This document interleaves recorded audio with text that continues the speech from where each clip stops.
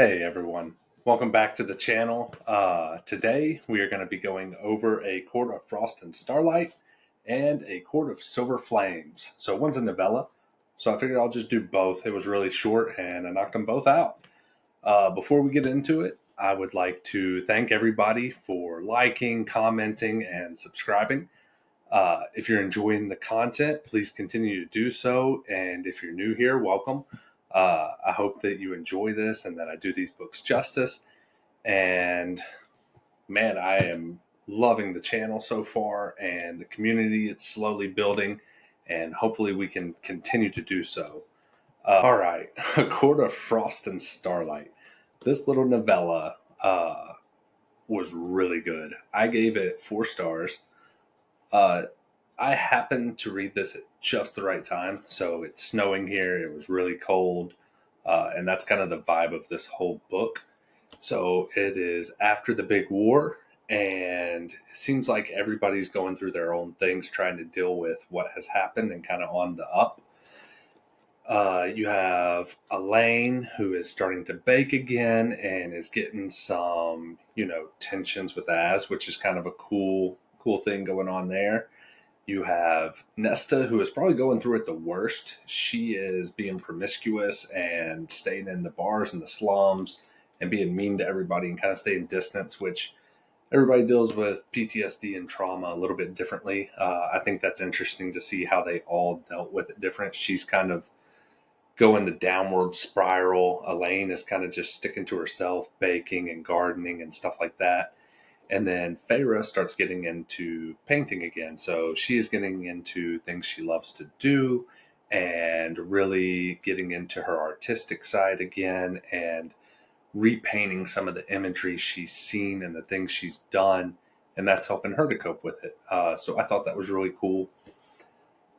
This book had some really cute Christmas vibes or solstice vibes where they were getting each other gifts. They were all kind of around the fire, uh, hanging out, having family time. I loved it. I thought it was a really good book. I don't know how I would have felt in the spring or summer reading this book, but luckily I read it in the wintertime. Another thing is it is a novella, so it was short, but I did like how much character development was all kind of like jam packed into this one little book and gave us a break from all the like craziness in the world that's been going on. Uh, one, I guess my biggest complaint with this one is I was really hoping that the whole thing would take place in the Winter Court. I just thought it was a perfect opportunity for that because we've seen Valeris, we've seen, a bunch of other courts. I really wanted to spend a lot of time in a different court, which we didn't get, but that's okay. It was still an awesome book. Like I said, I give it 4 stars, and it actually was kind of smutty for a little book. It goes into the love life of Nesta, Amryn, even, and Feyre. So, and some very descriptive scenes in this one. So, if you're into that, it's a good one to read. So, yeah, that's it for this one. Like I said, it was really short, kind of easy to go over, and I don't want to get too much away. That I mean, that was already a lot for this little bitty book. So, we will get into A Court of Silver Flames.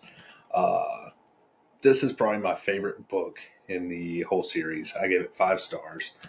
I will say at the beginning of this one, it is extremely slow. So she being Nesta. So this almost the entirety of this book is about Nesta and Cassian, which lucky for me are two of my favorite characters in the series. Primarily Cassian, him and Moore, but Nesta's up there too. I really like her character. This book, boy, where to start with this one? So it kind of starts off. Nesta is still being a distant person to everyone in her family and all of her friends. And she's spending all their money on some tab that they've opened for her in bars and on men and just being a real heathen, which I understand to an extent, but you kind of got to, step it up a little bit sometimes and get over some of the things that have happened to you in a better, healthier environment. which is kind of the thing that all her family does. They do like a little intervention where they bring her in and they're like, look, no more being a heathen. You're going to go up to the House of the Wind and you're going to train with Cassian. And if not, we're all going to cut you off and you can't have anything. Uh, they also tell her that there's a staircase that's like, I think it's 5,000 steps down. And if you're able to make it down to the sea, you can do whatever you want. Which, get ready for that. Because, like I said, the first 160 pages just about is Nesta trying to climb stairs, vomiting, treating everybody like dirt, and then a bunch of like, spoiler alert, a bunch of dirty thoughts between her and Cassian about each other as he's trying to get her to train with him and she is refusing to do so. Um, Later on in this book, we're introduced to three new artifacts that are like super powerful magic items, and they're trying to figure out how to get their hands on them because they can do these unbelievable things. And we're introduced to some new villains and what they're wanting to do with these objects and how they're going to get them back. So, that being said, my favorite part of this book is that while Nesta is on lockdown per se, she is stuck in the library, and that is part of her job is working in the library.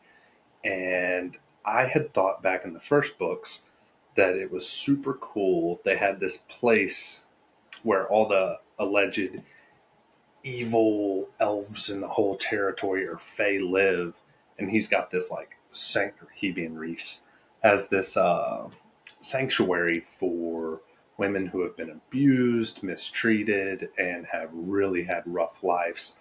And she ends up having to work with them, and it just does a ton for her character development. It helps her to see things from a different perspective, see that other people have had it not even just harder, but everybody's dealing with their own things, which is so true. Uh, that being said, she's not allowed to be promiscuous anymore. She's not drinking and doing crazy things. So she's got a job, a routine. She's training.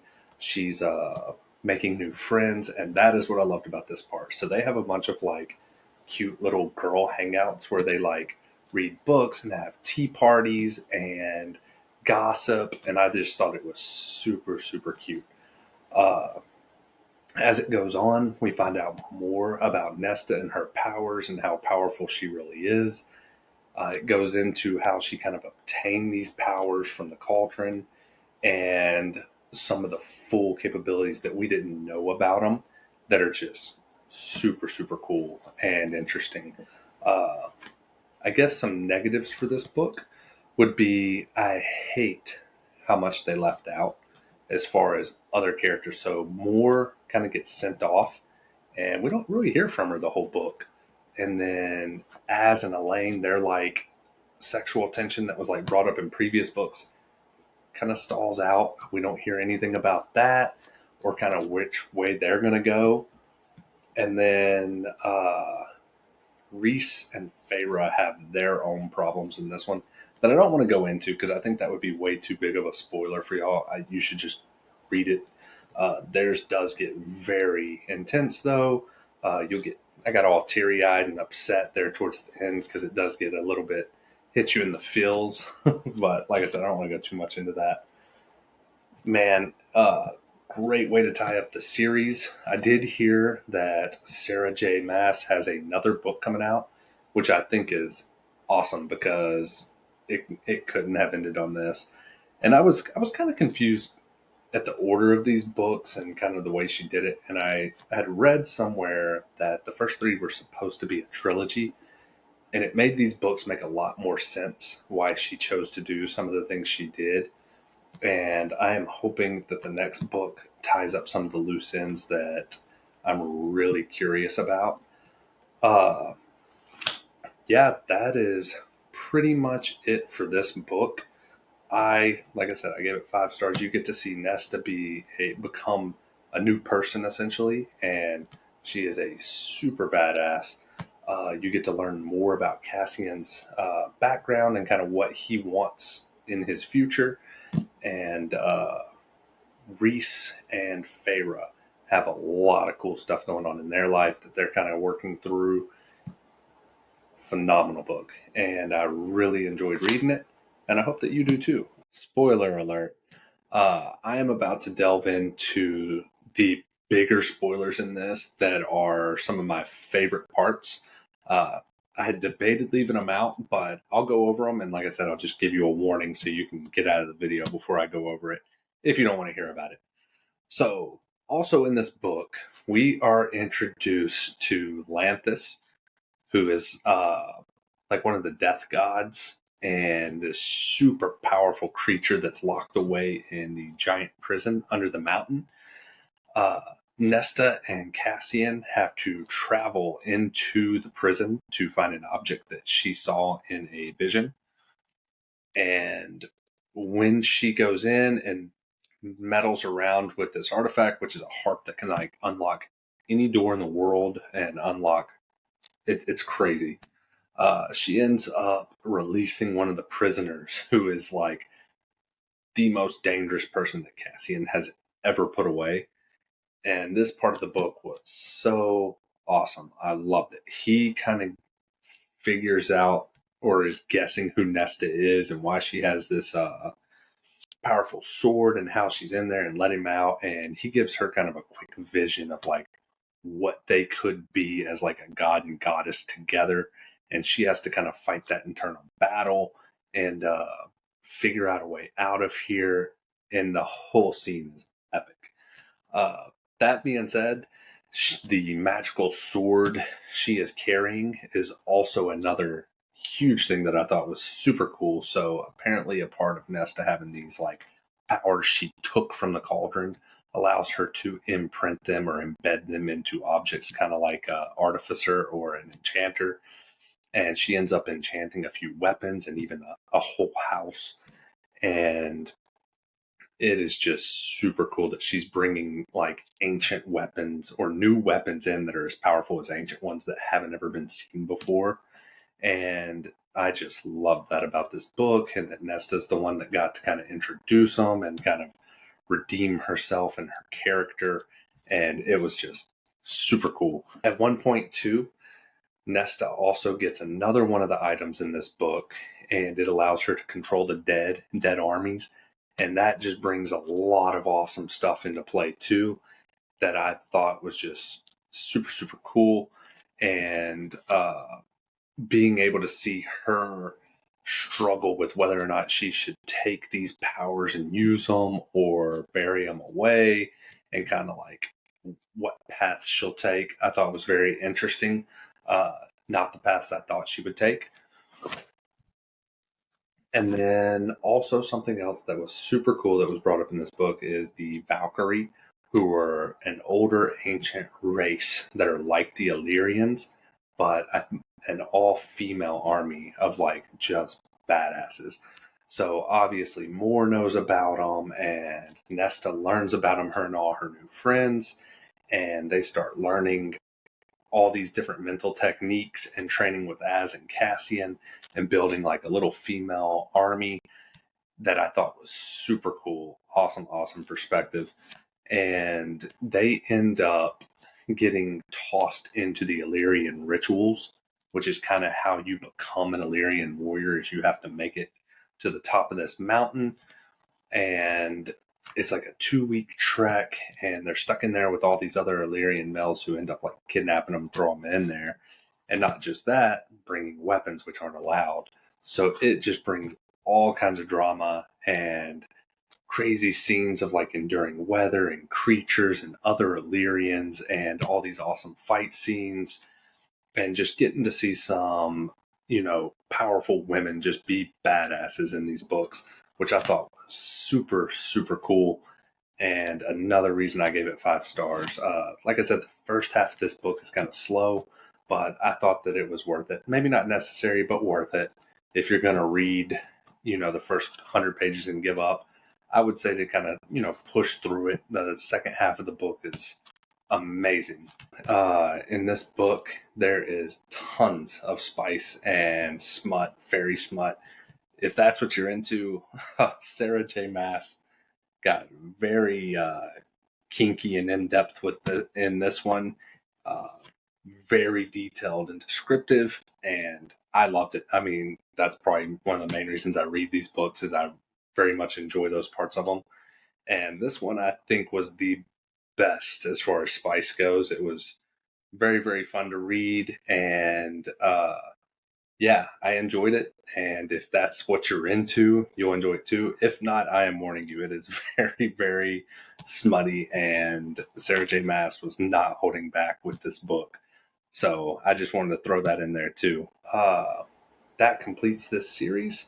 So on the next video, I think I'm going to delve into Throne of Glass, some more Sarah J. Maas because I've really been enjoying it.